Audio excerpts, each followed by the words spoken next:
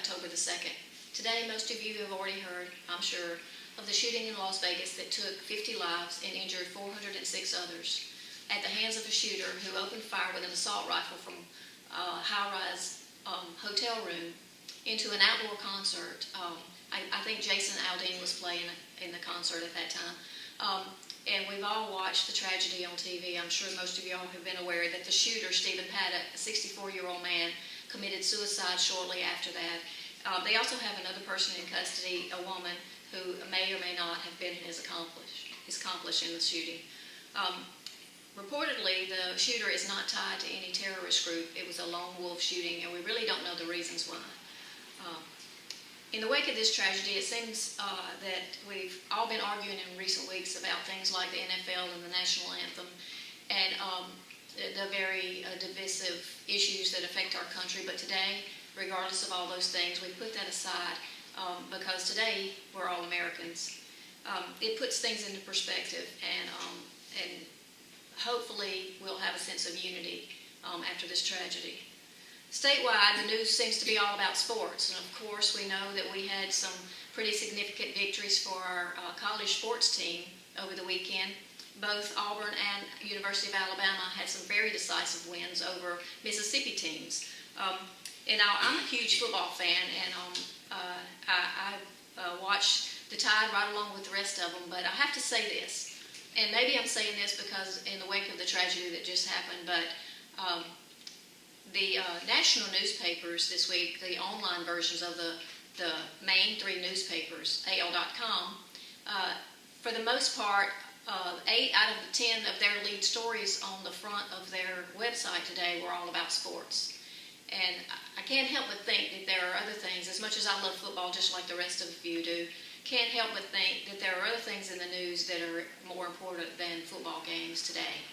But having said that, we did have some pretty decisive wins on Saturday. Of course, Alabama still remains, after their 66-3 win over Ole Miss, in the #1 spot in the country, and Auburn has moved up to 3rd after a win over Mississippi State, a very decisive win, 49-10, I believe it was.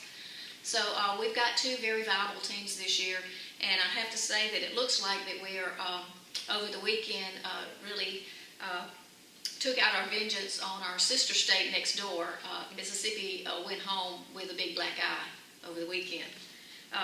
So Auburn is now ranked 12 in the SEC, in the latest AP poll, and I think 3rd in the SEC. And of course, like I said, Alabama stays at #1.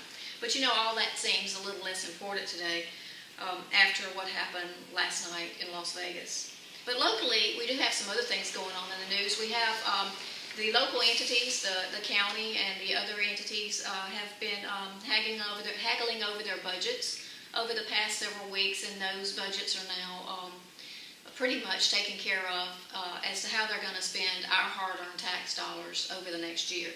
And watch for more of that in the Sun Advocate this week. We'll have some more reports on the county's budget and budgets related to E911 and other entities in the county. Also, this is National Newspaper Week, and we want to stop right now and take time to thank our readers for their support over the last 14 years, and we hope we can count on your support in the years to come. We couldn't do this without you, and we so much appreciate you being behind us, and the quarters that you put in our boxes, and the subscriptions that you buy, and all the times that we go out in the public and we hear positive things about what you think about our newspaper. And also, we don't mind hearing the negative. We need to hear those too. We want to know what you think, and we always want to know how you feel.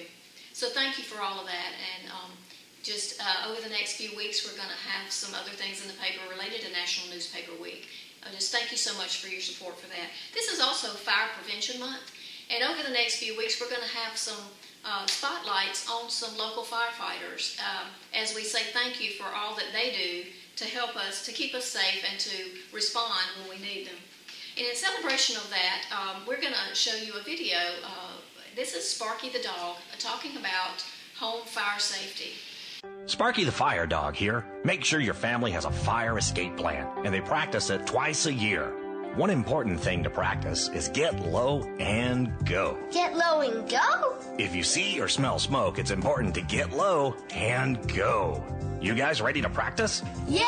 Let's give it a try. Smoke rises, so you want to make sure you get low under the smoke, or you'll find that the air is safer to breathe. Great job, guys. Protect your family from fire. For more information, visit sparky.org.